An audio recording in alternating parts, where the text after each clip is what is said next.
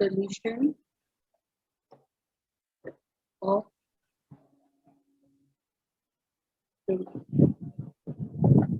linear equations। इसके ऊपर long question ही आता है पेपर में, तुम्हें पता है, 5-6 मार्क्स जो भी वेटेज असाइन होगी।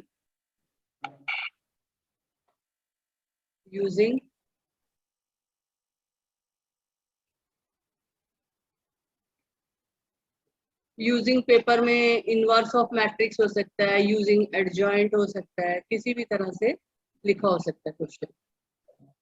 तो बात वही है, तो इनवर्स ऑफ अ मैट्रिक्स लिख सकता है एग्जामिनर, यूजिंग एडजॉइंट लिख सकता है, बात वही, ठीक है। तो system of linear equations using inverse of a matrix.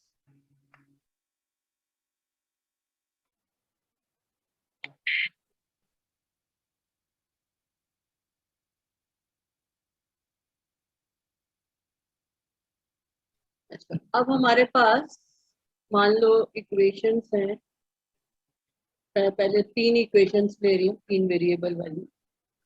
a1x plus b1y plus c1z equal to d1, a2x plus b2y plus c2z equal to d2, a3x plus b3y plus c3z equal to d2। तो ये system of equations हैं जिनको हम solve करना चाहते हैं using inverse of a matrix.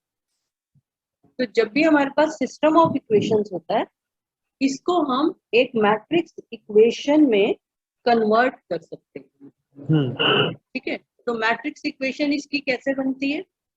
इसकी matrix होती है, जैसे होती है, एक होता है ए और एक होता है बी और एक होता है एक्स। तो जो ए वाला होता है वो होता है जो कोफिशिएंट होते हैं एक्स वाई जेड के, वो मैट्रिक्स ले लेते हैं, ठीक है। तो यहाँ पर कोफिशिएंट क्या है? कोफिशिएंट है A1, मतलब जो पहला रो है, first row, A1 B1 C1, A2 B2 C2, then A3 B3 C3, ठीक है। और वेरिएबल मैट्रिक्स क्या बनती है यहाँ पर?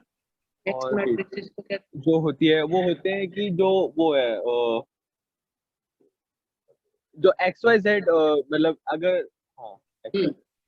एक्स वाई जेड जो वेरिएबल्स हैं उसके वेरिएबल इक्वल टू किसके आता है? वो होता है फिर वो बी के, मतलब D1 D2 D3,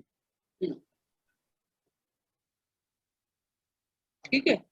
हाँ। तो अब तुम्हें पता है कि अगर हम ये दोनों मैट्रिक्स को मल्टीप्लाई करेंगे, लेफ्ट साइड वाली दोनों को, तो हमारे पास एक मैट्रिक्स आएगी। क्या आएगी वो मैट्रिक्स होगी, उसका ऑर्डर क्या होगा?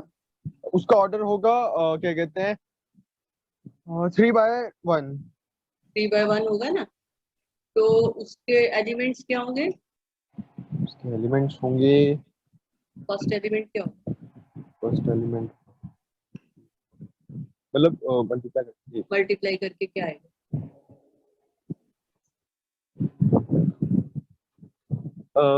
AX प्लस BX, A1x, हाँ A1X plus B1X plus B1 B1X, B1Y और C1Z।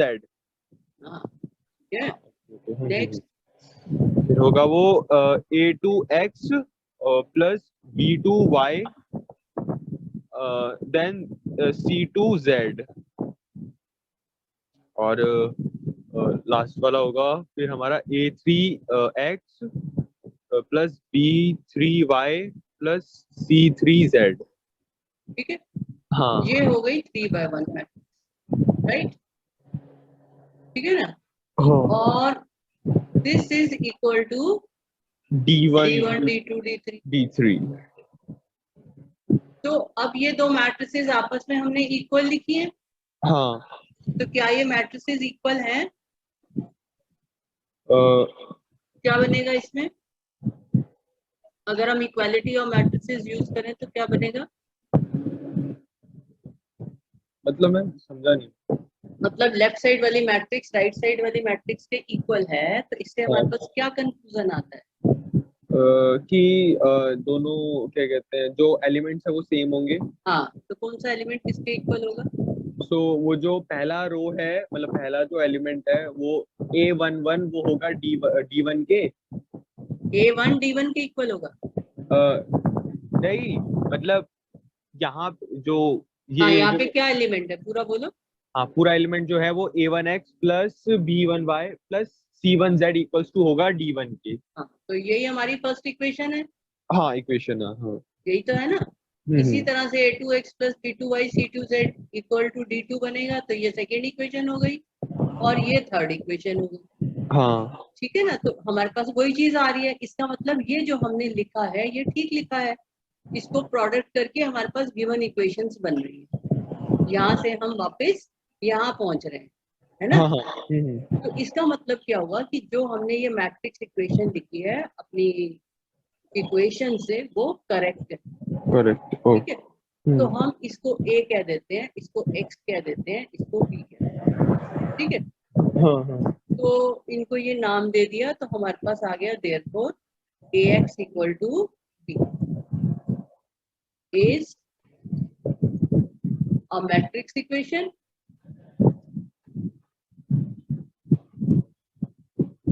corresponding to Corresponding to the given system of equations।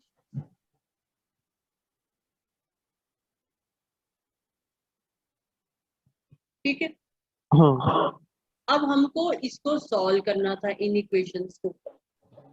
तो इसको सॉल्व करता है मैथमेटिक्स में, जब हम ये ऐसे सिस्टम ऑफ इक्वेशंस दे रखी होती हैं, जैसे यहाँ पर 3 इक्वेशंस दे रखी हैं, हाँ। उसको सॉल्व करने का मतलब क्या होता है, किसकी वैल्यू निकालना।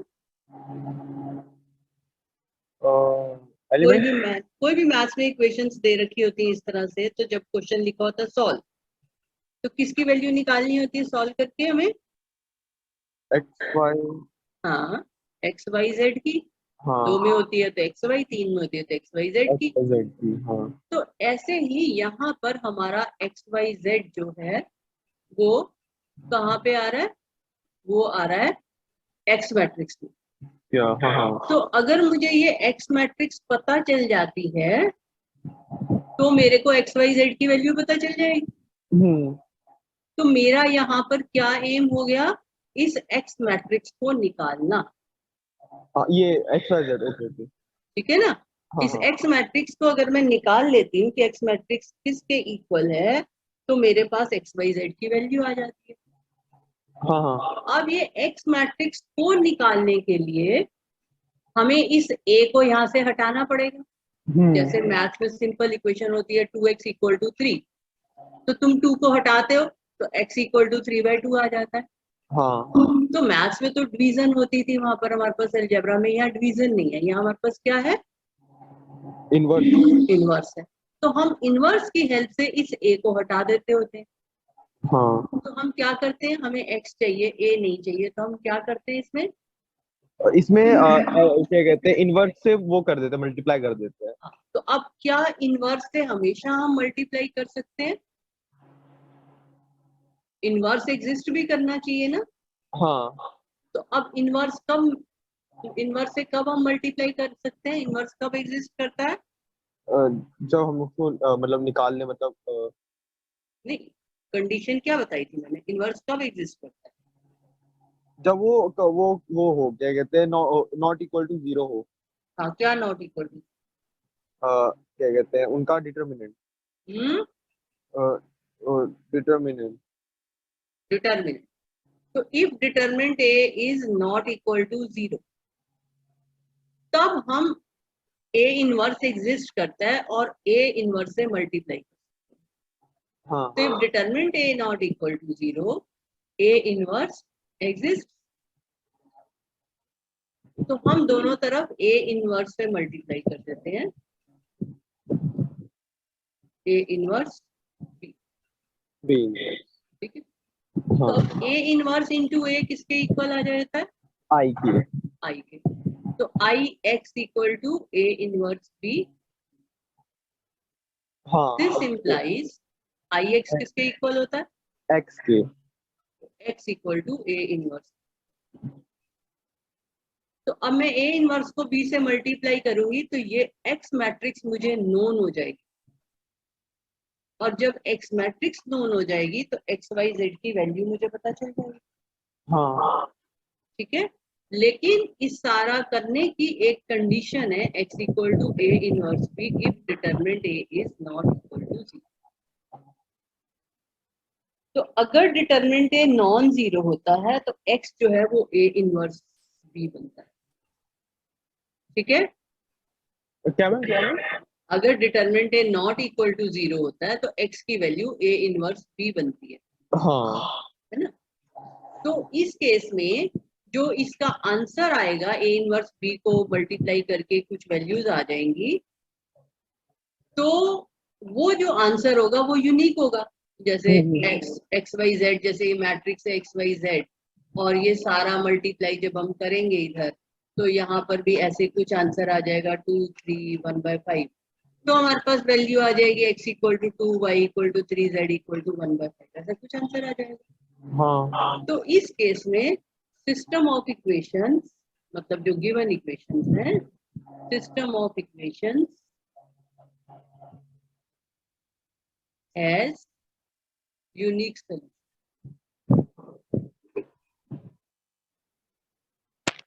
तो अगर determinant A not equal to zero होता है तो सिस्टम ऑफ इक्वेशंस का यूनिक सोल्यूशन होता है।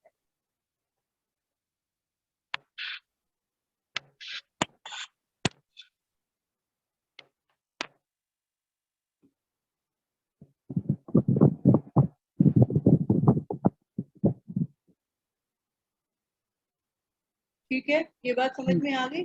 हाँ मैम तो ये तुमको रिजल्ट याद रखना है। यूनिक सोल्यूशन कब आता है, जब determinant A not equal to zero हो या ए नॉन सिंगुलर मैट्रिक्स लिखा हो, बात एक ही है। ठीक है,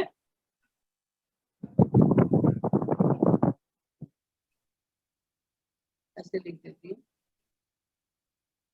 अच्छा, मैथ्स में ऐसा होता है कि हम जैसे हमारे पास इक्वेशन है,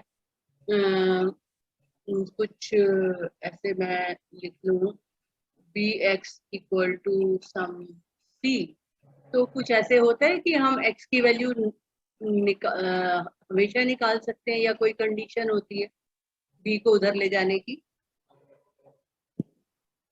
हाँ सो मैम सी अपॉन में भी हो जाएगा ना। हाँ वो तो ठीक है, सी अपॉन बी हो जाएगा, पर कुछ कंडीशन होती है उसके लिए इधर ले जाने के लिए।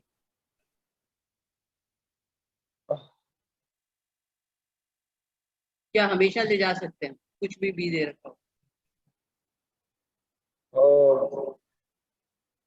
कोई नंबर ऐसा होता है जिसका रेसिप्रोकल नहीं एग्जिस्ट करता? जीरो हाँ, तो B not equal to zero होना चाहिए, है ना। सही तो जैसे वहां पे ये कंडीशन थी कि अलजेब्रा में कि बी नॉन जीरो होना चाहिए, उसी तरह से यहाँ पर हमारे पास कंडीशन क्या है, determinant A not equal to zero होना चाहिए। राइट। तो अब इसमें केस सेकंड बनता है, if determinant A equal to zero. अगर determinant A equal to zero, तो ये कौन सी मैट्रिक्स हुई, दैट इज ए इज, कौन सी मैट्रिक्स कहलाती है ये? कौन सी मतलब ऐसे जिसमें डिटरमिनेंट ए जीरो होता है वो मैट्रिक्स को क्या बोलते हैं? वो नॉन सिंगुलर नॉन सिंगुलर में तो नॉट इक्वल टू जीरो चाहिए। सिंगुलर हाँ, तो ये टर्मिनोलॉजी याद करनी है बेटे। वो मैम कंफ्यूज सिंगुलर हाँ, तो बार बार यूज इसीलिए कर रही हूँ ताकि तुम्हारे दिमाग में बैठ जाए। हाँ हाँ that is A is singular, not equal to zero non singular, non equal to singular zero singular. Singular ठीक है, तो if determinant A equal to zero, then अब इस केस में हमें देखना है कि इसके सोल्यूशन कैसे होते हैं। तो इस केस में सोल्यूशन ऑब्जर्व करने के लिए कि यूनिक होंगे या कैसे सोल्यूशन होंगे, इसमें मेथड क्या है, then find adjoint A into B, B वही राइट साइड वाली matrix, then find adjoint A into B. ठीक है, अब एडजॉइंट ए इनटू बी के हिसाब से हम डिसाइड करते हैं कि हमारा जो सिस्टम ऑफ इक्वेशन है उसके सोल्यूशन कैसे होंगे। अब इसमें दो केस बनते हैं आगे। If adjoint A into B, adjoint A एक मैट्रिक्स है, बी भी एक मैट्रिक्स है, तो अगर एडजॉइंट ए इनटू बी जो है ये नॉट इक्वल टू 0 आ जाता है, मतलब क्या आ जाता है, not equal to adjoint A into B एक मैट्रिक्स है, मैट्रिक्स नॉट इक्वल टू 0 का क्या मतलब होता है, सिंगुलर। सिंगुलर तो डिटरमिनेंट ए से था, ये मैट्रिक्स नॉट इक्वल टू, तो determinant A not equal to 0, determinant A equal to 0 की बात है। यहाँ पर matrix not equal to 0, zero matrix और नॉन जीरो मैट्रिक्स पढ़ी थी ना हमने। हाँ हाँ हाँ। जीरो मैट्रिक्स का क्या मतलब होता है, जीरो मैट्रिक्स का मतलब वो इक्वल टू 0 हो जाता है, मतलब सारे एलिमेंट जीरो होते हैं। हाँ सारी तो एलिमेंट जब 0। हम ये कह रहे हैं कि adjoint A into B not equal to 0 है, यहाँ पे हमने दो मैट्रिक्स को मल्टीप्लाई किया और हमारे पास आंसर जो है वो नॉन जीरो मैट्रिक्स आ गई कुछ, ये हमारे पास कुछ मैट्रिक्स आ गई, और हम ये कह रहे हैं कि एडजॉइंट ए इंटू बी, ये हमारे पास एडजॉइंट ए थी, इसको हमने बी मैट्रिक्स से मल्टीप्लाई किया तो एक ये नई मैट्रिक्स आ गई। अब ये कह रहे हैं हम कि ये नॉट इक्वल टू 0 है, तो ये नॉट इक्वल टू 0 है का मतलब क्या हुआ, इसमें एलिमेंट 0, मतलब एलिमेंट 0 नहीं है, नहीं है हाँ, मतलब तो सारे एलिमेंट्स नॉन जीरो है या कुछ और,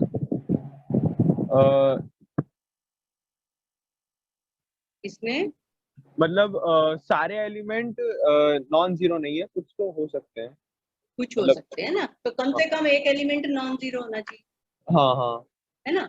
तो अगर अब समझ में आ रहा है, अगर एडजॉइंट ए इंटू बी को हमने मल्टीप्लाई करके देखा कि नॉट इक्वल टू 0 आ रहा है, तो इसका मतलब क्या हुआ, then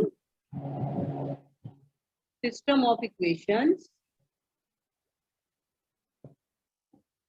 then the given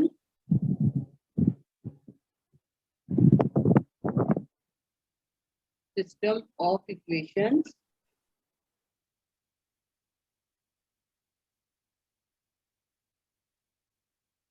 then the given system of solution equations has no solution, has no common solution, and yeah, has no solution, has no solution ही लिख देती हूँ, ठीक है, मतलब कि उसमें कोई XYZ की वैल्यू एग्जिस्ट नहीं करती जो इन तीनों इक्वेशंस को सेटिस्फाई करे, ठीक है, हाँ इस तरह से। तो अगर adjoint A into B not equal to 0 होता है तो the given system of equations has no solution. और इसमें सेकंड पॉसिबिलिटी क्या हो सकती है, if adjoint A into B is equal to 0, अगर ये दोनों मैट्रिसेस का प्रोडक्ट जीरो मैट्रिक्स आ जाता है, मतलब हर एक एलिमेंट ही उसका 0 हो जाता है, then the given system of equation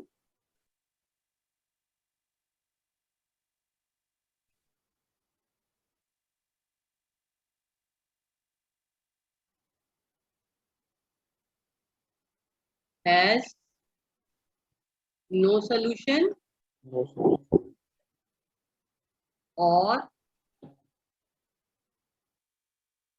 or it has infinite, it has infinitely many solutions। या तो उसमें नो सॉल्यूशन होगा, इस केस में भी ये पॉसिबल है कि बिल्कुल भी सॉल्यूशन ना हो, और या फिर उसमें इनफाइनाइटली मैनी सॉल्यूशंस, मतलब कि नॉन एंडिंग सॉल्यूशन निकालते चले जाओ। ठीक है,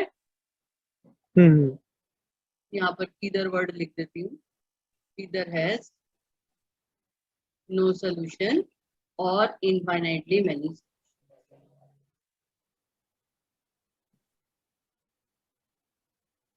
बात समझ में आ गई? हाँ मैम। अब ये जो इनफाइनाइटली मैनी सॉल्यूशंस हैं, इनको कैसे निकालना है, कैसे करते हैं, ये सब तुम्हारे कोर्स में नहीं है। तुम्हें सिर्फ ये रूल याद होने चाहिए। इन रूल के ऊपर बेस तुम्हें क्वेश्चन आ सकता है। तुम्हें ये तीनों रूल्स करने हैं और इस रूल्स के ऊपर बेस जो है, तुम्हारी बुक में कौन से क्वेश्चन हैं? लास्ट एक्सरसाइज, हाँ, एक्सरसाइज 4.6 में question number 1 to question number 6। वो तो करे हैं मैम। हाँ, तो ये जो 1 to 6 क्वेश्चंस हैं वो इन 3 रूल्स के ऊपर बेस्ड है। ठीक है। अच्छा, अब तुमने तुम्हारी बुक में एक और टर्मिनोलॉजी यूज है, कंसिस्टेंट और इनकंसिस्टेंट।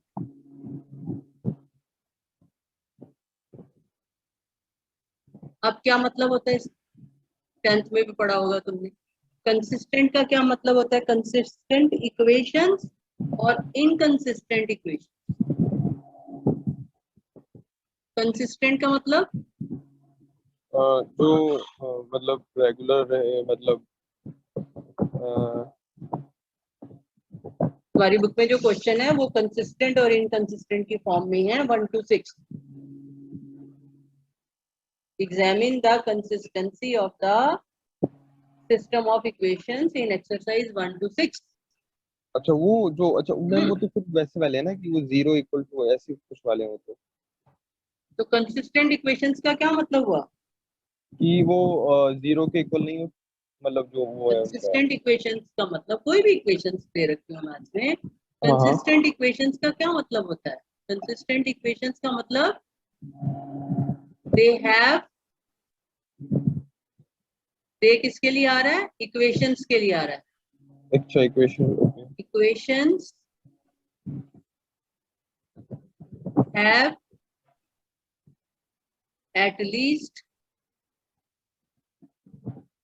one common solution।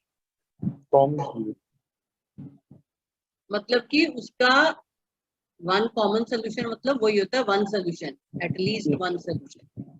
ठीक है, equations, given equations have at least one common solution हम लिखते हैं, मतलब ये है कि वो जो भी इक्वेशंस दे रखी हैं उन सबको सेटिस्फाई करेगा। और इनकंसिस्टेंट का मतलब क्या होता है? उनमें ऐसा कोई कॉमन सोल्यूशन नहीं होगा। हाँ, given equations have no common solution.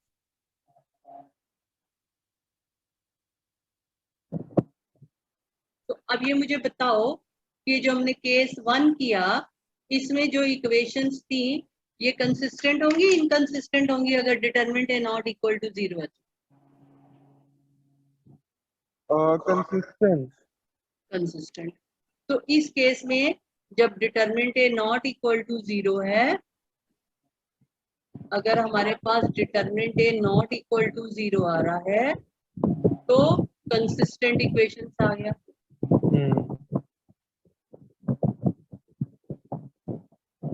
अगर डिटरमिनेंट ए इक्वल टू 0 आता है तब हमने कहा दो केस बनेंगे। अब इसमें जो फर्स्ट केस बना, इसमें इक्वेशंस कंसिस्टेंट है, इनकंसिस्टेंट है? कौन सा मैम, ये वाला कौन सा? अच्छा दो केस बने ना, adjoint A into determinant A equal to 0 आया तो हमने कहा एडजॉइंट ए इनटू बी निकाल। हाँ तो एडजॉइंट ए इनटू बी या तो नॉट इक्वल टू 0 मैट्रिक्स होगी या 0 मैट्रिक्स होगी। हाँ। तो अगर नॉन जीरो मैट्रिक्स है तो सिस्टम की इक्वेशंस कंसिस्टेंट होंगी, इनकंसिस्टेंट होंगी? तो फिर तो उनके मतलब इनकंसिस्टेंट में तो फिर होगा नहीं ना वो, इनकंसिस्टेंट होगा। तो हाँ determinant A equal to 0 and adjoint A into B not equal to 0, तो क्या बन गया? Inconsistent equation. और अगर डिटरमिनेंट ए इक्वल टू 0 हो एंड एडजॉइंट ए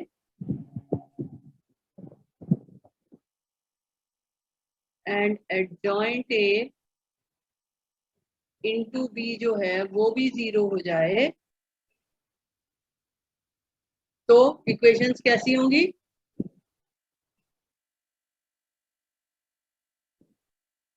मतलब मैं दोबारा बोलना।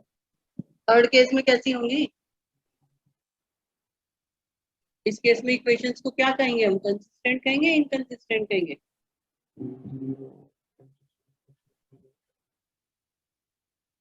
इसमें तो कंसिस्टेंट होगी मैम, 0 है ना, फिर सारे तो वही होंगे फिर 0 0। हैं? Consistent consistent. कंसिस्टेंट क्यों? मैंने लिखा है the given system of equation either has no solution, no solution, okay. लिखा है नहीं? हाँ और it has infinitely many solution.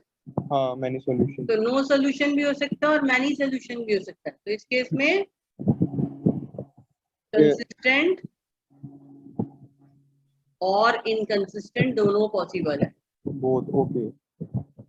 अगर तो इनफाइनाइटली मैनी सॉल्यूशन होता है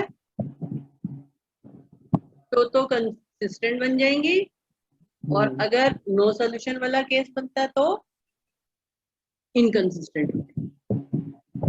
ठीक है। अब इसकी जो डिटेल है ना, थर्ड वाले की डिटेल, ये तुम्हारे कोर्स में नहीं है। अच्छा। ठीक है, तो उससे तुम्हें चिंता करनी नहीं है। तुम्हें सिर्फ ये रूल्स याद होने चाहिए अच्छे से, और ये कंसिस्टेंट इनकंसिस्टेंट पता हो। और क्वेश्चन नंबर 1 to 6 तुम्हें करते हैं।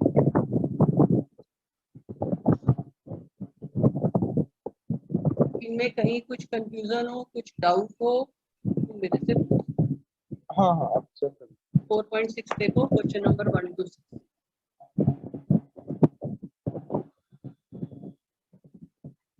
ऐसे तो कोई डाउट नहीं है, मैंने करे हैं क्वेश्चन, करे हैं आज भी करे हैं। करे तो होंगे। हाँ हाँ।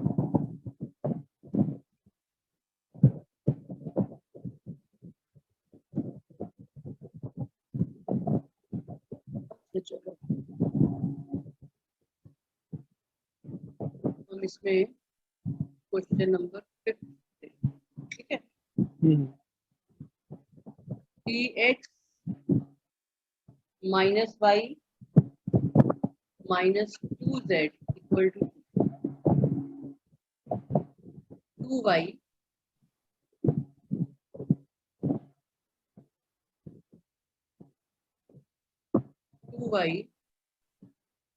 Minus z plus 1 equal to 0।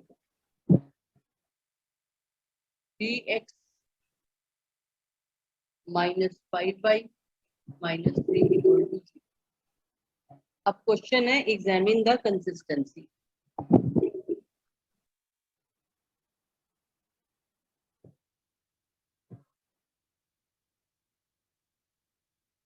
हाँ, कैसे करते? क्या करना पड़ेगा सबसे पहले हमें? और पहले तो हमें वो मैट्रिक्स बनाना पड़ेगा, ए एक्स मैट्रिक्स, बी मैट्रिक्स और ए मैट्रिक्स। हाँ, तो ए मैट्रिक्स क्या होगी? ए मैट्रिक्स होगी इसकी मैम 3 -1 और -2 पहला रो।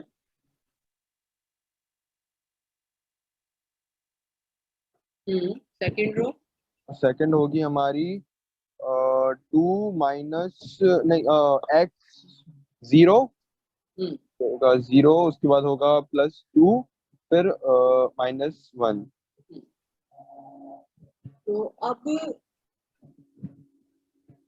ये जब भी ऐसा क्वेश्चन आता है पेपर में, तुम्हारा सबसे पहला काम ये है कि इन इक्वेशंस को ठीक से लिखना। अगर ठीक से नहीं लिखोगे तो वहां गलती होगी। तो ठीक से कैसे लिखते हैं कि x के नीचे x आए, y के नीचे y आए, z के नीचे z आए, है ना? तो कैसे लिखेंगे इसको ठीक से? पहले तो उनको 3x minus y minus 2z equal to 2। तो अब सेकेंड इक्वेशन को कैसे लिखोगे? सेकंड इक्वेशन को हम लिखेंगे y के नीचे 2y y के नीचे 2y minus z equals to -1। Equal to -1। हाँ, अब नेक्स्ट अब होगा 3x minus y plus 0 plus 0 equals to 3। Equal to, ठीक है। तो ये 0z हो गया। ऐसे यहाँ पर फर्स्ट टर्म क्या आएगी? 0x, ठीक है। तो जहाँ पे भी जो मिसिंग है वहां पर पहले 0x 0y जो भी चाहिए वो लिख दो। उसके बाद फिर ये मैट्रिक्स लिखोगे 3 -1 -2 और 0 2 -1 3 -5। अब जब हमें कंसिस्टेंसी देखनी होती है तो हमें ए और बी मैट्रिक्स से मतलब होता है ना, सॉल्व तो करना नहीं है। तो let A equal to this and B equal to क्या लिखेंगे? b इक्वल टू हो जाएगा हमारे 2 -1 3। 2 -1। तब सबसे पहले क्या निकालेंगे? इनवर्स। इनवर्स क्यों निकालेंगे? हमें कंसिस्टेंसी देखनी है। अच्छा, डेरिवेटिव। कंसिस्टेंसी का मतलब ये है कि हमें ये सारी चीजें चेक करनी है, ये जो केस है हाँ, इसके हिसाब से चलना है। तो सबसे तो पहले हमें क्या निकालना होता है इसमें? डेरिवेटिव। डेरिवेटिव। क्या हो गया? आजकल डेरिवेटिव पढ़ा रहे हैं। डेरिवेटिव नहीं, डिटर्मिनेंट। हाँ, स्कूल में डेरिवेटिव शुरू हो गया। नहीं नहीं, वो डिटर्मिनेंट और डेरिवेटिव थोड़ा सा ऐसे अच्छा, same same. Determinant A equal to, अब कौन सी रो से एक्सपेंड करना है? को एक्सपेंड करना है, फर्स्ट कॉलम से कर। चलो करो फर्स्ट कॉलम। तो ये हो प्लस जाएगा plus minus minus plus. Plus. तो ये हो जाएगा 3 हो जाएगा 0 प्लस 0 -5। और ये हो जाएगा 0, फिर हो जाएगा +3 × 1 +4। तो ये आ गया -15 +15, हाँ, ठीक है। तो ये क्या बन गया?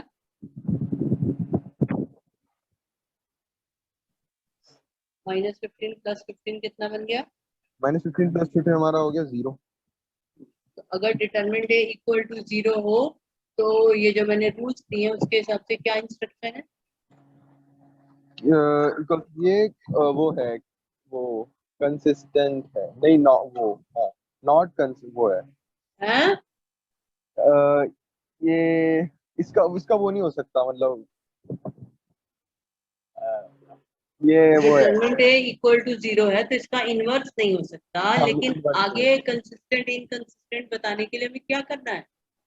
क्योंकि अगर डिटरमिनेंट ए इक्वल टू 0 आ जाता है तो दो केस बनते हैं। सकता। हाँ तो हमें ये डिसाइड करना पड़ेगा ना इसमें कि एडजॉइंट ए इंटू बी 0 आ रहा है या नॉन 0 आ रहा हाँ हाँ हाँ हाँ। है ना? हम्म। इसके हिसाब से तो हम कंसिस्टेंट इनकंसिस्टेंट लिख सकते हैं। हाँ, तो हम इसमें क्या करेंगे? नेक्स्ट स्टेप हमारा क्या है? एडजॉइंट निकालना। हाँ, तो एडजॉइंट ए निकालना पड़ेगा। तो एडजॉइंट के लिए हमें क्या चाहिए? फिर वो ये मैट कौन वो क्या कहते हैं, क्या निकालना पड़ता है? वो तो कोफैक्टर्स। हाँ, कोफैक्टर। तो C11 सी लिखते हो कैपिटल ए लिखते हो ना? Capital A11। हाँ, A11 हो गया हमारा, फिर 5 -5। A11 -5।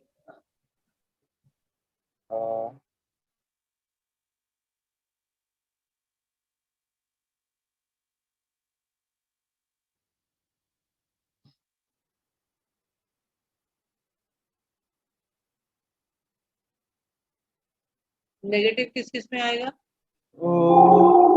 1 2 में, देन 2 1 में, और फिर 2 3 में, और 3 2। अब A12 निकालो। हाँ, एक मिनट, क्वेश्चन ना।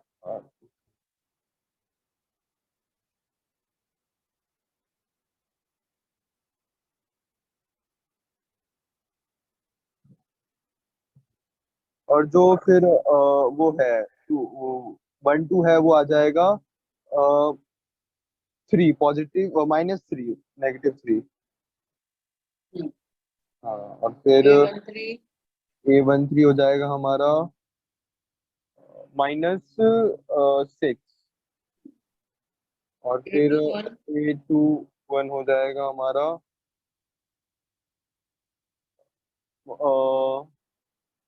+10, और फिर 2 2 हो जाएगा हमारा +6 +6। तो हाँ, उसके बाद A31 हमारा 5, फिर A23 हमारा 8, मतलब 3 2 हमारा हो गया 3, और फिर ये हो गया हमारा क्या कहते हैं 6, लास्ट वाला। ठीक है। हाँ, तो अब जॉइंट ए क्या आएगा? जॉइन आएगा हमारा, पहला जो रो है वो होगा हमारा 5, -5 है, -5 हाँ, -5 10 5। हाँ। सेकंड रो होगा हमारा -3 6 +3, और लास्ट रो होगा हमारा -6 12 6। अब नेक्स्ट क्या निकालना है हमें? नेक्स्ट निकालना है इसका, फिर हमें एडजॉइन का, फिर इनटू बी।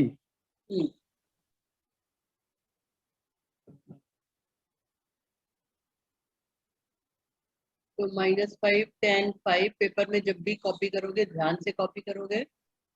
ऐसा लॉन्ग क्वेश्चन जो है तुम्हारी शीट के लेफ्ट साइड से शुरू करोगे, हाँ, ताकि तुम्हारा अगला पेज पर खत्म हो जाए, पेज टर्न ना करना पड़े। समझ में आ रहा है ना? जैसे तुम्हारी शीट में जब पेपर खोलते हैं तो दो शीट्स होती है ना, एक लेफ्ट साइड हाँ, होती है, एक राइट साइड होती है।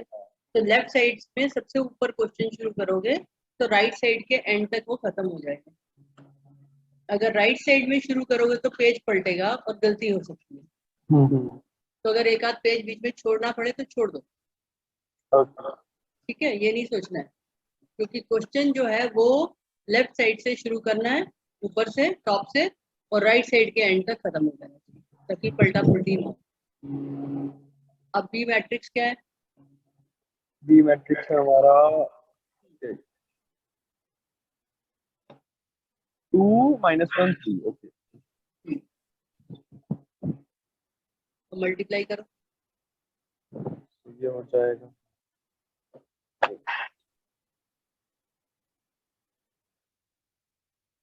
-10 प्लस -10 -10, और फिर हो जाएगा ये +15। तो ये हो गया हमारा -5। -10 + 10 और 15, हाँ, -5। -20 + 15 आ गया, हाँ, -5। नेक्स्ट ये हो गया हमारा +3, नहीं, -6 +6, और फिर ये हो जाएगा हमारा 9। तो ये हो जाएगा हमारा 9, नहीं, ध्यान से देखो। -9, -9। -6 दो बार आ रहा है ना, +6 कहाँ आ रहा है? हाँ okay okay okay okay, -6 okay, फिर ये +9 ओके, तो ये हो जाएगा 12 और फिर हाँ ओके। ठीक है, और अब then नेक्स्ट देख। ये हो जाएगा 12 और फिर हो जाएगा -12 फिर यहाँ पे आ जाएगा ये, तो ये हो जाएगा 36, तो फिर ये 12 12 24 36 -24 ये हो जाएगा हमारा वो 12। ठीक है, अब ये इक्वल टू 0 मैट्रिक्स है, नॉन जीरो है? Non zero. नॉन जीरो, ठीक है। तो इसका मतलब क्या हुआ? This implies the given system of equation is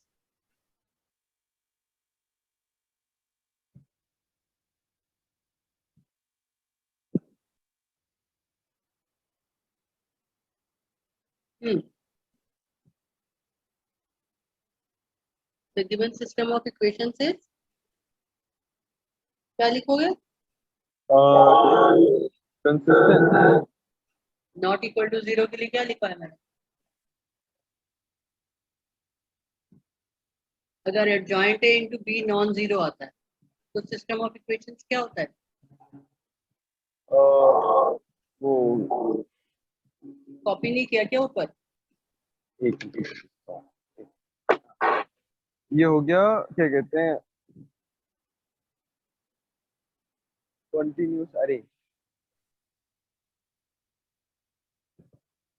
वो कंसिस्टेंट कंसिस्टेंट हम्म, कंसिस्टेंट, कंसिस्टेंट लिखा है। ये तो ये ना इनकंसिस्टेंट, ये क्या लिखा है तुमने? Inconsistence okay. तो ये कॉपी करो ना। अच्छा मैम, कंसिस्टेंट कंसिस्टेंट ऊपर नीचे दोनों कंसिस्टेंट लिख दिया। ठीक से कॉपी नहीं किया? हाँ वो गलत हो गया, ऊपर भी ठीक, कंसिस्टेंट नीचे ठीक भी कॉपी करो। सबसे कंसिस्टेंट। पहले कंसिस्टेंट है, inconsistent, determinant A not equal to 0 inconsistent है ना ऊपर वाला। है। ये तो नॉट जीरो, ये तो इनकंसिस्टेंट है, और नीचे जो इक्वल है वो कंसिस्टेंट है। ये इनकंसिस्टेंट है, हाँ नॉट ऊपर इक्वल वही, टू हाँ। 0। इक्वल टू 0 में कंसिस्टेंट या इनकंसिस्टेंट कोई भी केस हो सकता है। अच्छा ओके। तो इसकी डिटेल तुम्हारे कोर्स में नहीं है, हाँ। तो इसलिए मैं इसमें नहीं जा रही अभी। हम्म। नॉट इक्वल टू 0 में इनकंसिस्टेंट होता है, हाँ हाँ हाँ हाँ। ठीक है। और determinant A not equal to 0 है तो कंसिस्टेंट इक्वेशन होता है। हम्म। समझ में आ गया? हाँ मैम। ये डेफिनेशन पार्ट है कंसिस्टेंट और इनकंसिस्टेंट का। तो इसके ऊपर बेस ये जो क्वेश्चन नंबर 1 to 6 है, एक बार दोबारा से कर लेना। फिर भी तुम्हारे मन में कोई डाउट हो तो मुझसे पूछ लेना, ठीक है। अब क्वेश्चंस आते हैं सॉल्विंग सिस्टम ऑफ इक्वेशंस के, कि अगर हमें सिस्टम ऑफ इक्वेशंस दे रखी हैं तो हम उसको कैसे सॉल्व करें। एक्सरसाइज अगर तुम्हें आती है तो एक बार फिर से ट्राई कर लेना, अगर और तुम्हारे मन में जो भी डाउट्स होंगे हाँ वो ओके। ठीक हो जाएंगे। और मिसलेनियस में क्वेश्चन नंबर 16 दे रखा है, ये इक्वेशंस के ऊपर बेस ये, और एग्जाम्पल 33 मैं लिख देती हूँ। एक्सरसाइज 4.6 एग्जाम्पल 33, ये इम्पोर्टेंट है। और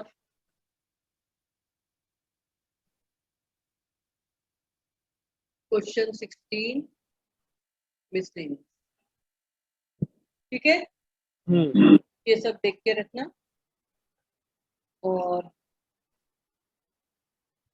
क्वेश्चन 19,